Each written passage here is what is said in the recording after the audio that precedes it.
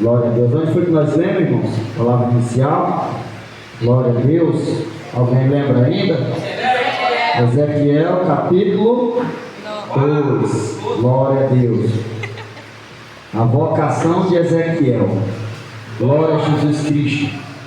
Esta voz me disse: Filho do homem, ponte em pé, e falarei contigo. Então em mim entrou o Espírito, quando falava comigo, e me pôs em pé, e ouvi que ele falava.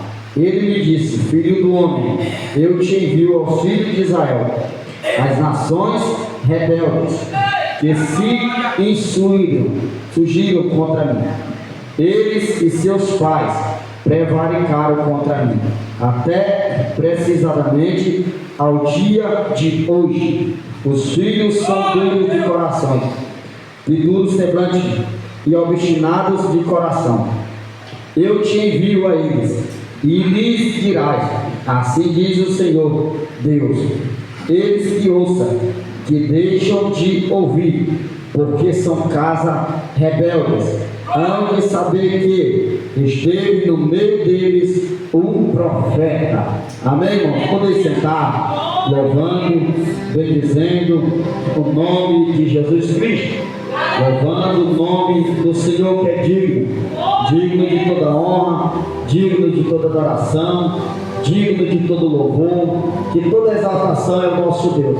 Porque o nosso Deus, como foi lido na palavra do Senhor desde o início, Ele criou os céus e a terra. Aleluia. Ele criou tudo que habita na terra para assim adorar o Senhor. A terra tem que adorar o Senhor, irmãos. A terra tem que louvar o Senhor.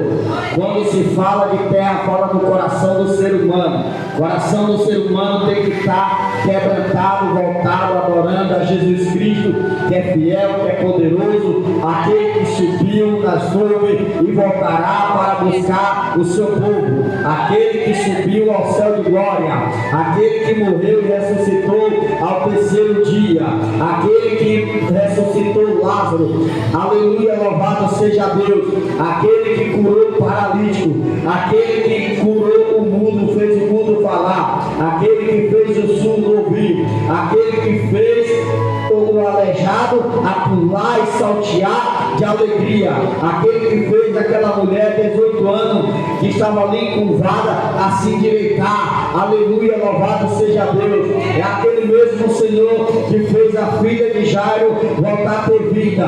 É o mesmo Senhor que fez o cego Bartimeu a enxergar. É o mesmo Senhor que disse para Jeremias que tinha escolhido ele desde o ventre da sua mãe. É o mesmo Senhor do início ao fim. Aleluia, louvado seja Deus. É o mesmo Senhor que subiu e voltará nas nuvens para buscar a sua igreja, aqueles que foram achados lavado e remido no seu santo nome, aquele que estiver com as suas vestes limpas, aquele que não estiver com as suas vestes contaminadas, que não estiver manchada. Aleluia, louvado seja Deus. Aquele que não estiver pecando, errando, falhando contra Deus, ainda que vem pecar e ainda que vem falhar, mas vem reconhecer que Deus é Senhor, que vem aceitar Cristo como Senhor e Salvador da sua vida, aquele que vem deixar o Senhor ser o centro de tudo, ser a base de tudo, aquele que não vem estar prostrado. Aleluia, louvado seja Deus,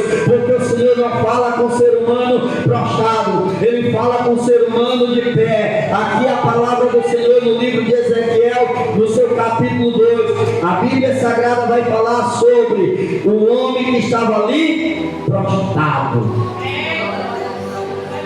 E Jesus, falando com o profeta, diz: Filho do homem, ponte em pé e falarei contigo. Porque às vezes o ser humano, muitas das vezes, ele fica prostrado e ainda pedindo que Deus fale com ele. A ser humano fica prostrada ainda pedindo que Deus fala com ela. A igreja do Senhor muitas das vezes está prostrada, doente, pedindo que o Senhor fale com ela. Mas a voz de Deus para o homem prostrado, para uma igreja que se prostrada, o Senhor diz assim: ponte em pé e falarei contigo. Porque Deus não fala com quem está prostrado, com quem está doente espiritualmente. Porque é necessário levantar a cabeça, levantar o astral e dizer que santo é o Senhor, que grande é o Senhor, que maior é o Senhor. Porque Deus tem um propósito com o ser humano de pé. Deus não tem propósito com quem está prostrado. Ah, Deus tem uma obra na minha vida. Deus seja uma promessa na minha vida. Te levanta, te coloca de pé, vai marchar, vai dizer povo que busca Deus. Como disse o Senhor lá no livro de Êxodo, capítulo 14, versículo 15, aonde Deus falou com Moisés: filho, por que clamas a mim? Levanta-te e diga ao meu povo que marcha. Moisés estava prostrado. Moisés estava com o rosto entre as pernas, curvado, orando a Deus. O ser humano envelhece buscando resposta e mais resposta, e achando que é só a oração sem ação, achando que é só orar sem agir. Porque a oração ela tem dois significados: oração e ação. A oração ela tem duas importâncias: orar e agir. Porque se nós orarmos e nós não agirmos, a oração é em vão. A oração sem fé, ela é morta. A fé sem obra, ela é morta. Já mesmo, é o mesmo significado. Então tem que orar, mas tem que agir. Tem que orar, mas tem que deixar Deus ser o centro da tua oração. Tem que pedir a Deus, mas tem que saber que Deus é o centro de todas as coisas. E para Deus fazer, é necessário nós dar o primeiro passo. O problema é que a pessoa quer apenas orar, mas não quer se colocar na posição de um soldado valente de Deus.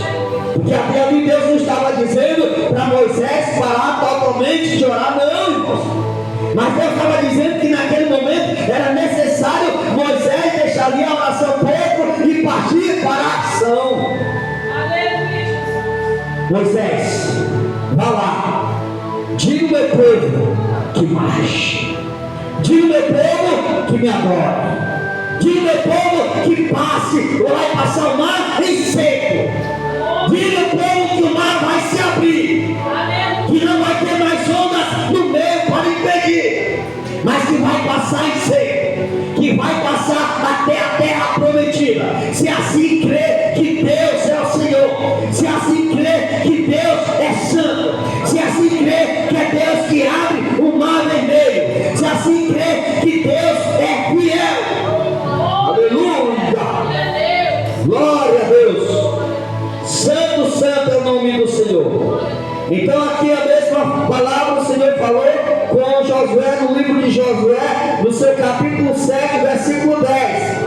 Aonde Deus fala, pergunta para Josué: por que está curvados? Levanta-te. Olha só, irmãos, Deus sempre mandou o homem se levantar. E às vezes o ser humano quer ficar prostrado. Ah, eu vou me manter sempre desse jeito. Está bom dessa forma. Do jeito que eu estou, está ótimo. Não está não. Às vezes nós achamos que está bem, mas Deus não está se agradando da forma que o ser humano fica. Porque Deus quer o ser humano de pé na presença dEle, adorando a Ele, na beleza da sua santidade. Como diz lá no Evangelho de João, capítulo 4, versículo 23, que o Senhor está à procura dos verdadeiros adoradores que adorem em espírito e em verdade. Cadê os verdadeiros adoradores que vieram para adorar a Deus em espírito e em verdade? Cadê os verdadeiros adoradores ainda que se levantaram na terra para adorar a Deus em espírito e em verdade? Cadê os verdadeiros adoradores que vieram para adorar a Deus, abrir a boca e clamar a Deus que é fiel?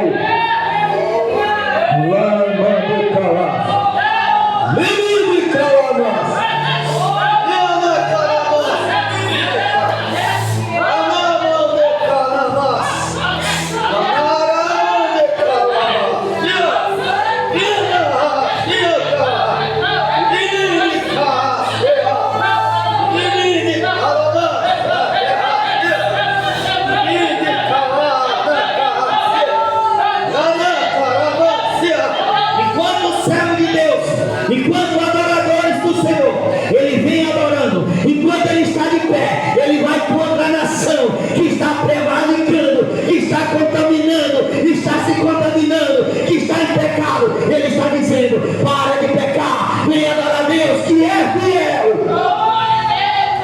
Aleluia.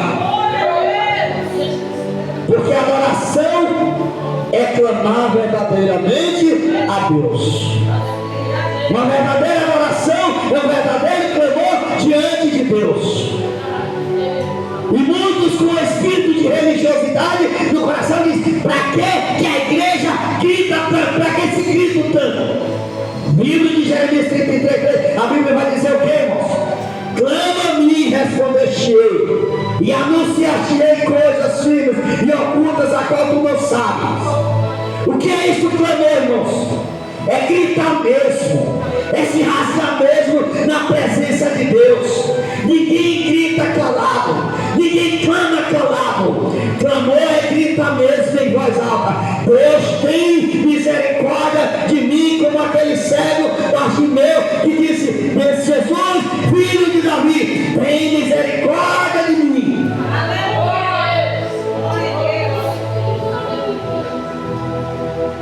Aí a área precisa de grito. Deus não quer saber, irmãos, de crente gelado, frio, morno não. Porque lá no livro de Apocalipse tinha uma igreja que ela não era nem quente e nem fria, mas ela estava morna. Pessoas assim estão mornas, não conseguem mais adorar a Deus, não conseguem mais clamar a Deus, não conseguem mais louvar ao Senhor, não tem mais força para adorar aquele que vive para todo sempre, Jesus Cristo, o Senhor que morreu na cruz do Calvário. Então ele disse assim: então entrou em mim o Espírito quando falava comigo, porque é o Espírito do Senhor que entra dentro do profeta dele para falar com ele. Porque antes do profeta de Deus chegar, assim diz o Senhor, primeiro o Senhor falou com ele, para que ele fale com você. É isso que Deus quer para nós.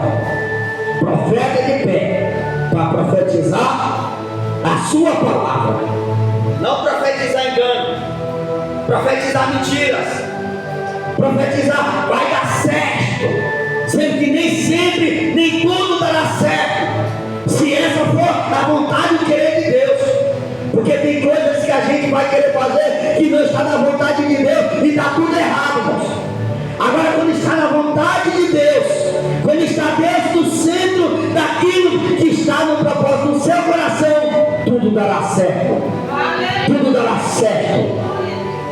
Aí diz assim: e falou comigo, e me pôs em pé, e eu ouvi o que ele falava.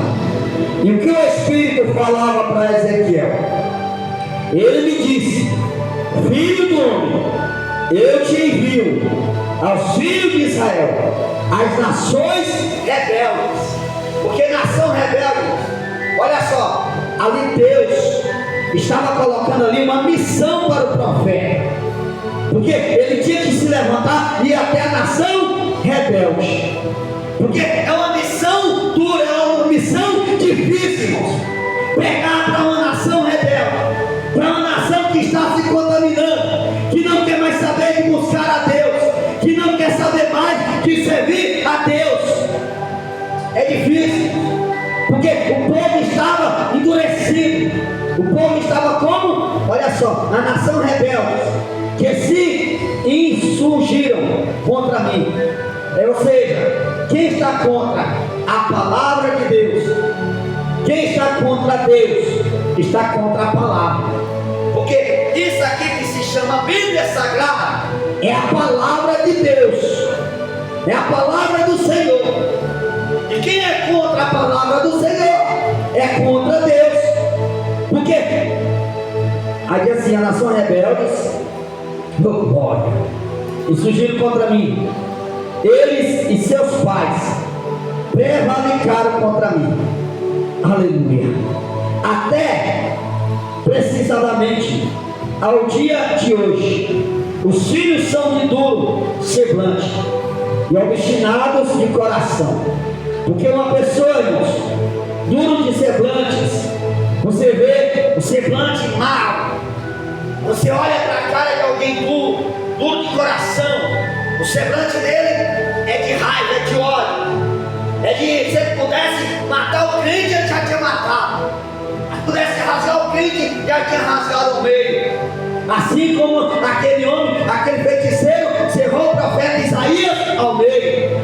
Tem muitos que, se pudessem cerrar o crente, matar, passar por cima, já tinha. Porque o crente é para pregar mesmo contra os rebeldes. Ei, rapaz, deixa a rebeldia de lado. Ei, homem de Deus, Deus tem promessa na tua vida. Ei, mulher, Deus tem promessa na tua vida. Deixa a rebeldia, deixa o pecado, deixa as palavras, deixa a prostituição, deixa a mentira, deixa o engano. Deus quer o ser humano de pé para isso. Pregar a sua palavra, pregar a sua verdade. Porque a verdade ela dói mesmo, a verdade ela machuca mesmo, a verdade ela fere mesmo, mas ela cicatriza. Depois Deus passa um refrigério, depois Deus vem com a calmaria, depois Deus vem trazendo a paz. Aleluia, louvado seja Deus. E a paz de Deus é diferente. A Bíblia vai nos dizer que a paz que eu vos dou não é como a paz que o mundo vos dá, porque a paz do mundo é diferente da paz de Deus. Glória a Jesus. Santo Deus que é. Eu te envio a eles e lhes dirás: assim diz o Senhor Deus. Eles que ouçam ou que deixam de ouvir, porque são casa rebelde, e hão de saber que esteja no meio deles um profeta. E aqui eu fecho a Bíblia dizendo essa palavra. Pega a palavra, irmãos, independente, a tempo e a fora de tempo, como diz a Bíblia Sagrada. Ah, mas não dá tempo de pregar mais a palavra, porque o pessoal, o povo não quer mais ouvir a palavra de Deus. Quando Deus estava falando tempo e fora de tempo, é isso. O povo, por se multiplicar em iniquidade, o amor de muitos se esfriaria. E hoje nós vemos o esfriamento tomou de conta dos altares, o esfriamento tomou de conta das igrejas, o esfriamento tomou de conta dos cristãos em Cristo Jesus. O povo não adora mais ao Senhor, porque vai para a igreja é apenas para marcar mais um dia de culto. Não consegue mais abrir a boca e adorar a Deus, porque dizem: ah, não precisa eu gritar. É preciso sim, porque existe um certo homem, por não glorificar a Deus, foi comido de bicho. O rei, por não adorar a Deus, foi comido de bicho. E o outro, por fazer coisas, querendo se colocar no lugar de Deus, virou bicho. Virou lolô. Que é isso? Lobisomem. Porque um certo rei se achou grande, se achou do tamanho de Deus. Aí Deus, por quanto tu quer ser grande, né? Tu teve essa tua visãozinha aí, ó, de uma árvore aos peitos, a sua raiz na terra, os galhos no céu. Isso é que tu se tornou tão grande que chegou lá no alto. Eu tenho visto, mas por causa disso não existe ninguém maior do que eu não. Tu está querendo ser grande demais, porque o ser humano, quando quer ser grande demais, ele quer se achar mais do que Deus, ele quer ser maior do que Deus, ele quer se achar o maior governante. Deus abate, porque Deus não trabalha com soberbo, Deus não trabalha com orgulhosos, Deus não trabalha com rebelde, Deus trabalha com servo obediente, que obedece à voz de Deus. Quando Deus diz assim: se levanta, levanta e prega a minha palavra, assim como Deus falou com Ezequiel, filho do homem, profetiza sobre esse vale, lá no Ezequiel capítulo 37, anda em volta, não anda por cima não vai pisar não, porque quando Deus por cima, ele já quer pisar, ele já se acha melhor, se acha na autoridade de pisar o outro. Mas Deus diz assim: anda em volta e profetiza. E quando ele profetizou, ouviu a voz de Deus, ele obedeceu o chamado de Deus, ele profetizou, e aquele vale de ossos secos se levantou e se pôs de pé, irmãos. Porque Deus não, entendeu? Mas Deus não fala com prostrado, só com prostrado, não. Deus não fala com quem já está morrendo, não. Deus fala quando Deus chega, quando Jesus chega, até que esteja morto, viverá. Porque lá no Evangelho de João, Lázaro, quando ele morre, João 11, quando Lázaro adoece, depois, a partir do versículo 21, Lázaro ele morre. Aí Jesus diz assim: ainda que esteja morto, viverá. Porque quando Jesus Cristo chega, a morte tem que sair, a morte tem que respeitar e entrar o Espírito de vida. Porque quando aquele vale de osso seco, estava só osso seco, só couro seco, ossos não tinha mais nada, só couro fedido. Aí o Senhor Jesus chegou e mandou o profeta profetizar vida. E quando o profeta profetizou vida, a Bíblia diz que houve-se um rebuliço.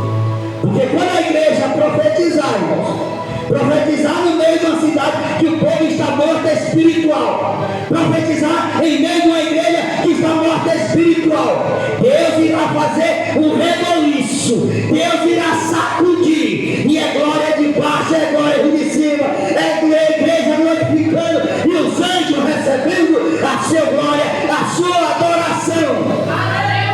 Porque Deus faz isso. E cadê os verdadeiros adoradores? Que adoram em espírito e em verdade. A igreja do Senhor, que agora, independente de qualquer situação, independente se está bem ou se não está bem, independente se os dias foram bons ou foram ruins, foram maus ou bens, mas ele está adorando. Independente se está com dinheiro no bolso ou não, que não é o pastor que está sem nenhum real, mas está adorando. Independentemente se está com saúde ou não, mas está adorando. Então, adore a Ele, clama a Ele, exalta a Ele, bendiga o nome dele, diga que Ele é grande, diga que Ele é santo, diga que Ele é maior, como diz o louvor. Não há Deus maior, não há Deus, não há um Deus tão grande, irmão, não há um Deus maior, somente o nosso Deus. Ele é grande, Ele é santo, Ele é fiel, Ele quebra as correntes, Ele quebra o laço, Ele livra da morte. Porque a Bíblia Sagrada vai dizer lá no Evangelho de Mateus capítulo 16, versículo 18: contra a minha igreja o inferno não prevalecerá. Contra a minha igreja, contra os meus ungidos, contra os meus santos, Satanás não adianta se levantar, porque irá cair por terra. É como diz lá no livro de Números 23, contra Jacó não vale encantamento, contra Jacó não vale feitiço, contra a minha igreja não vale encantamento, contra a igreja do Senhor não vale encantamento, contra os que clamam ao Senhor noite e dia não vale encantamento, contra os fugidos do Senhor que está de pé adorando a Ele não vale encantamento. Então que nós possamos se colocar de pé nesta noite, agradecer a Deus, orar, encerrando esse trabalho nesta noite, dizendo que Deus é santo, dizendo que Deus é bom.